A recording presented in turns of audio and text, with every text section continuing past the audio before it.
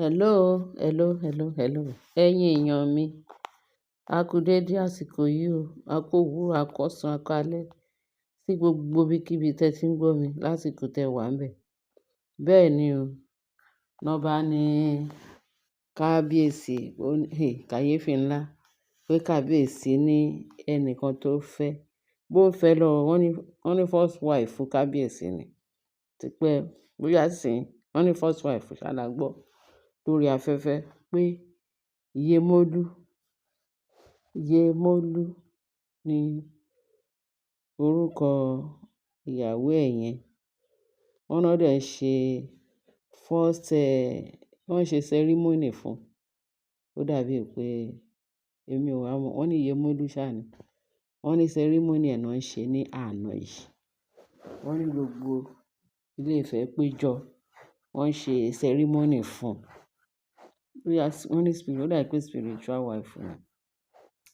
Ó dàbí pé ó ti di spiritual wife gẹ́gẹ́ bá ṣe gbọ́. Wọ́n ní first wife fún kábíyèsí pé Yemolu àbí Yemolu ni. Bọ́n ṣe pe orúkọ ẹ̀ nìyẹn. Wọ́n náà ṣe ayẹyẹ fún ní àná òde yìí. Ọ̀rọ̀ pọ̀ ńbẹ̀, ọ̀rọ̀ jábọ́. Wọ́n ní Yemolu yẹn, wọ́n ní ó bẹ̀rẹ̀ sí ní bí ìgbà tí èèyàn ń fèdè fọ̀. Wọ́n ló jáde ló ní kábíyèsí. Torí níwájú ní ọjọ́ iwájú, ewu ń bẹ lóko lóńgẹ́ fún rẹ̀, èwo ni. Torí gbogbo ọmọkùnrin tó ní láàfin báyìí tó lérò pé ó ní àwọn ọmọkùnrin láàfin. Pé èyí tó jẹ́ tiẹ̀ nínú wọn ni ti Adéníkáwò. Wọ́n ní ṣorí tí Adémákinwá àbí Adémákindé àti Adéṣínà, páwọn yẹn ò ń ṣe tiẹ̀ o. Pé kí kábíyèsí tẹ́tí bẹ̀lẹ̀ jẹ́ kó gbọ́ pé wọ́n kì í ṣe tiẹ̀, wọ́n ń ṣọmọ ẹ̀ o. Pé kábíyèsí yìí ń retí pé wọ́n fẹ́ ṣe paternity. Wọ́n ní kò sí bọ́n ṣe lè ju abẹ̀bẹ̀ sókè nígbà àgbà. Pé ibi pẹlẹbẹ lóyìnbó máa mú lélẹ̀ o. Pé kí kábíyèsí jọ̀ọ́ kó tètè wá wọ̀rọ̀kọ̀ fi ṣàdá. Pé bọ́n sọ fún kábíyèsí, wọ́n yìí sọ fún kábíyèsí pé ọmọ òun ló lọ́mọ. Pé kó tètè bẹ̀rẹ̀ sí ní wá bó ṣe ṣe kíákíá sí. Kó ya wá wọ̀rọ̀kọ̀ fi ṣàdá, kó lé àwọn ọmọbìnrin méjì yẹn tán kó àwọn ọmọ tí ò ń ṣe ọmọ kábíyèsí wọnú ààfin. Tọ́ dẹ̀ sọ fún kábíyèsí pé òun ló lọ́mọ. Pé ó yá pé kán kúrò, pé kí kábíyèsí tètè mú wọn, kó chase wọn out kúrò láàfin. Pé wọ́n fẹ́ kó bá kábíyèsí. Ó dáa, ṣé kábíyèsí ò fẹ́ believe?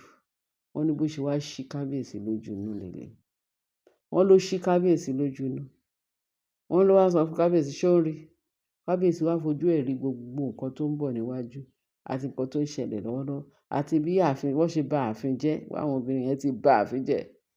Èèwọ̀ ńlá ló wà láàfin bí òun ṣe ń rí ààfin yìí bó ṣe wà. Pé kábíyèsí kó tẹ́tí kó gbọ́. Tó bá wù kábíyèsí kó gbọ́. Pé ṣùgbọ́n tó bá gbọ́, òun ló better nítorí ọjọ́ iwájú. Nítorí káàfin yẹn kó lè ṣe àǹfààní dáadáa fún àwọn ará ààfin.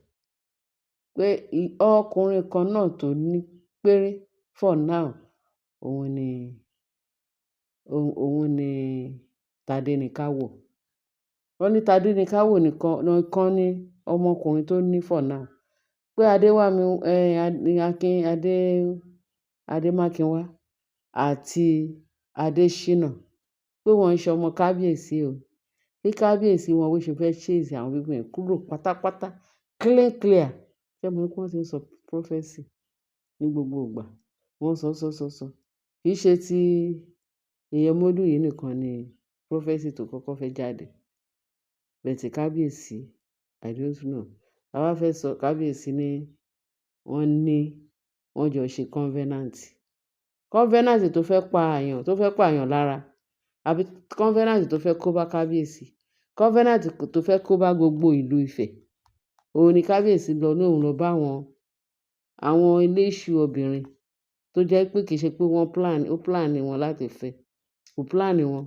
Èyí tó lò gbójú fi gbójú wọlé, èyí tó lo nǹkan kò tiẹ̀ sẹ́ni tó tiẹ̀ fi gbójú, wọ́n lo nǹkan láti fi wọlé. Ìyẹn wọ́n ní evidence kejì láti fi wọlé. Wọ́n fi nǹkan tú kábíyèsí lójú láti fi wọlé. Nísìnyí tójú kábíyèsí dẹ̀ ti clear sí, ló bá di pé wọ́n ní ńlá.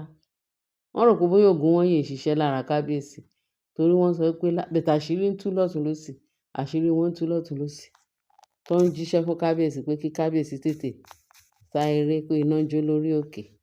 Bẹ́ẹ̀ ni, bẹ̀tẹ̀ kábíyèsí wọ́n yìí sọ fún pé kábíyèsí kó má gbọ́ o. Wọ́n sọ fún kábíyèsí má gbọ́ o, bẹ̀tẹ̀ Ọlọ́run náà ń fi hàn wọ́n. Wọ́n hàn wọ́n lémọ̀. Bọ́lọ́run ṣe ń hàn wọ́n lémọ̀ bẹ́ẹ̀. Ọlọ́run ò tiẹ̀ tí ì dé sí wọn. Àwọn alálẹ̀ ló yí bẹ̀rẹ̀ pẹ̀lú wọn. Lérèfé náà yìí ń ṣe. Nígbà tí Ọlọ́run bá máa dé báyìí, ìyẹn ló máa tough. Torí wọ́n yìí kí kábíyèsí ń lọ. Pé wọ́n kìlọ̀ fún kábíyèsí ní wẹ́rẹ́. Kábíyèsí, Ọlọ́run jẹ́ kẹ́ gbọ́ o. Ọlọ́run jẹ́ kẹ́ gbà o. Torí nǹkan téèyàn tiẹ̀ fojú rí, téèyàn fetí gbọ́, tó lù ẹ́ ṣe. Eléyìí à ń fojú rí, à ń fetí gbọ́. Gbogbo àwọn tó tún ní làákàyè, gbogbo wọn pátápátá, wọ́n tún júwe ọ̀nà fún kábíyèsí. Torí màá sọ pé àtàwọn tó ní làákàyè, àtàwọn tó ní làákàyè, gbogbo wọn pátápátá náà wà ní ojú kan. Ká má sì sọ pé àwọn original people tán ní làákàyè. Tọ́mọ bọ́n ṣe máa bá yín sọ̀rọ̀, bá kábíyèsí sọ̀rọ̀, níbi tí kábíyèsí máa ti gbọ́. Kò síbi tí wọ́n ti ṣí kábíyèsí ní etí ìgbọ́ràn. Bẹ̀tẹ̀ kábíyèsí àtàwọn olórí, wọ́n yìí wà ní ojú kan tó ń sọ pé àwọn olórí yẹn, wọ́n yìí sọ tí wọ́n ní kábíyèsí wá ń gbọ́. That is the worst part of it. Wọ́n ní kábíyèsí ló lọ́mọ. Kábíyèsí ló. Ó dẹ̀ show evidence fún wa. Wàhálà dé. Ẹ show evidence wọ́n sá káàkiri. Ṣé tí wọ́n wá ní kábíyèsí máa gbọ́ yẹn? Ṣé bọ́n ṣe ń gbọ́ tèèyàn ni? Àbí kí kábíyèsí fún rẹ̀, kó yára ẹ̀ ní ọpọlọ ńlá, ọpọlọ tó péye dáadáa. Lágbára Ọlọ́run o, gbogbo nǹkan tó fi bo kábíyèsí lójú lágbára ẹ̀jẹ̀ Jésù. Ọlọ́run máa ṣí dànù, ló máa ṣí kúrò. Ọlọ́run máa kọ́ kábíyèsí mọ̀ ṣe. Bẹ́ẹ̀ ni, àmín. Ọlọ́run kó bá kọ́ kábíyèsí wa mọ̀ ṣe. Lórí eléyìí lágbára. Ẹ̀yin èèyàn mi. Yèyé Mọ́dú, wọ́n ní wọ́n máa sọ̀rọ̀ ilẹ̀kùn, wọ́n ní spiritual wife fún kábíyèsí ni o. Àwa ṣẹ̀ṣẹ̀ gbọ́ yẹn lórí afẹ́fẹ́ o. Íńtánẹ́ẹ̀tì láti gbọ́, wọ́n ní spiritual wife fún kábíyèsí Yèyé Mọ́dú, pé wọ́n ṣe ceremony fún lánàá o. Ó ń jẹ́ gbogbo iṣẹ́ yẹn fún wọn. Pé kí kábíyèsí tètè mọ nǹkan tó ń bọ̀ níwájú o. Ó ṣí kábíyèsí lójú inú o. Pé kó wo nǹkan tó ń bọ̀. Ẹni bá létí kó gbọ́ nǹkan tí àwọn tẹ́mi mímọ́ ń sọ fún gbogbo ẹ̀dá. Ẹni bá létí kó gbọ́ ohun tí ẹ̀mí ń sọ fún gbogbo ẹ̀dá.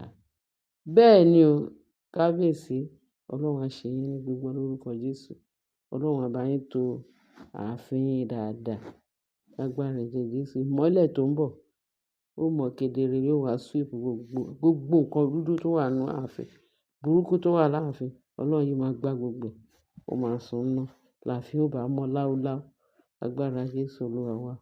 Amen. Yóò ṣe é ṣe fún kábíyèsí láti ṣe ìjọba ní dáadáa. In Jesus name. Amen. Torí Ọlọ́run mọ̀ sí. Wọ́n ní igi kan kò ń bọ́ lára igi, ewé kan kì í bọ́ lára igi kí Ọlọ́run má mọ̀ sí. Ọlọ́run mọ̀ nípa ààfin kábíyèsí Ọ̀jájá. Ẹni ìtàn, Ọlọ́run mọ̀ nípa ẹ̀ ló ṣe yàn síbẹ̀. Ọlọ́run tó dẹ̀ yàn síbẹ̀, ó máa bá gbé ẹrù ẹ̀ lágbèéyege ní agbára Jésù Kristi Olúwa wa. Amen. Ẹ ṣé gan-an, ẹ̀yin èèyàn mi, bẹ́ẹ̀ ṣe ń tẹ́tí sí wa. Ẹ jọ̀ọ́ ẹ bá share, ẹ bá like, ẹ bá subscribe. Ẹ ṣé o, Ọlọ́run á wà pẹ̀lú wa. In Jesus' name, amen. Bye.